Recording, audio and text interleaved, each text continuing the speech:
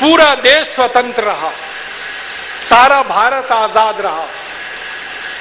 1857 के जो दस्तावेज हैं वो बताते हैं कि 10 मई 1857 से लेकर 19 सितंबर 1857 तक सारे भारत के 350 से ज्यादा जिले अंग्रेजों की गुलामी से पूरे आजाद रहे। 350 जिलों में अंग्रेजों के खिलाफ ये क्रांति की बगावत हुई और ये 350 जिले उस जमाने में रियासतों के बराबर हुआ करते थे।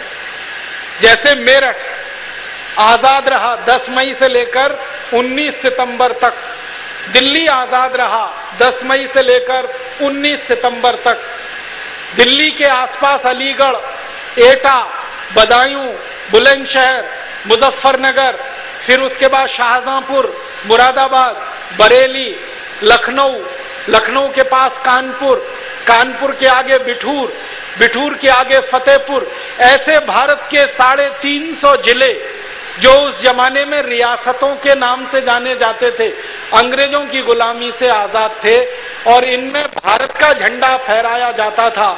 यूनियन जैक कहीं पर भी नहीं था, भारत आजाद हो गया था। अब हमारे मन में जब ये सवाल आता है कि अगर भारत आजाद हो गया था 1857 में, तो 1947 तक गुलामी क्यों झेलनी पड़ी? ये 1947 तक की गुलामी भारत के उन गद्दार राजा महाराजाओं के कारण झेलनी पड़ी जो अंग्रेजों से मिल गए थे और क्रांतिकारियों का विरोध कर रहे थे। जीवाजीराव सिंधिया जैसे भारत के ऐसे 60 से ज्यादा राजा महाराजा थे जिन्होंने अंग्रेजों की हाँ में हाँ मिलाई थी और अपनी सेना अंग्रेजों के समर्थन में भेजी थी। अब एक मजेदार घटना घटित हुई कि जैसे जीवाजीराव सिंधिया ने अपनी सेना को आदेश दिया कि अंग्रेजों के खिलाफ लड़ना नहीं है, अंग्रेजों के समर्थन में लड़ना है, क्रांतिकारियों के खिलाफ, तो जीवाजीराव सिंधिया की सेना में बगावत हो गई और सेना में 2 फाड़ हो गए, 2 टुकड़े हो गए। एक हिस्सा सेना का भारत के क्रांतिकारियों के साथ मिल गया, दूसरा हिस्सा राजा की वफादारी में अंग्रेजों के साथ चला गया। जो हिस्सा जीवाजीराव सिंधिया की सेना का क्रांतिकारियों के साथ मिल गया, उस हिस्से का नेतृत्व किया महारानी झांसी लक्ष्मीबाई ने और तात्या टोपे ने। वही सेना थी जिसकी मदद से झांसी रानी लक्ष्मीबाई ने युद्ध लड़ा और तात्या टोपे अंग्रेजों के खिलाफ 8 महीने तक सतत युद्ध करते रहे। भारत के क्रांतिकारियों में सबसे ज्यादा लंबे समय तक अंग्रेजों से लड़ाई जिन्होंने लड़ी है उनका नाम है तात्या टोपे। 8 महीने तक लगातार अंग्रेजों से लड़ाई लड़ी उन्होंने। और उनके सैनिक कौन थे? वही सैनिक थे जो जीवाजीराव सिंधिया के आदेश पर अंग्रेजों के साथ नहीं मिले, क्रांतिकारियों के साथ मिल गए। उन्हीं सैनिकों की मदद से झांसी रानी लक्ष्मीबाई ने अंग्रेजों को बार बार युद्ध में परास्त किया और बार बार अंग्रेजों ने मुंह की खाई।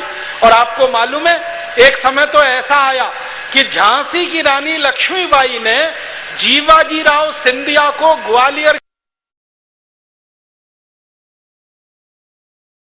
सिर्फ ग्वालियर पर चला बल्कि ग्वालियर के आसपास के बहुत बड़े इलाके में, जिसको गुना, शिवपुरी, अशोकनगर, ये पूरा इलाका महारानी झांसी लक्ष्मीबाई के कंट्रोल में था। अंग्रेजों की गुलामी से ये पूरा इलाका आजाद था। अगर आप आज बुंदेलखंड के नक्शे को देखना चाहें, जिसको हम बुंदेलखंड कहते हैं आज, ये पूरा बुंदेलखंड झांसी रानी लक्ष्मीबाई के राज्य के रियासत में आ गया था अंग्रेजों से आजाद होने के बाद। ये बहुत जबरदस्त संग्राम झांसी की रानी का अंग्रेजों के साथ हुआ था।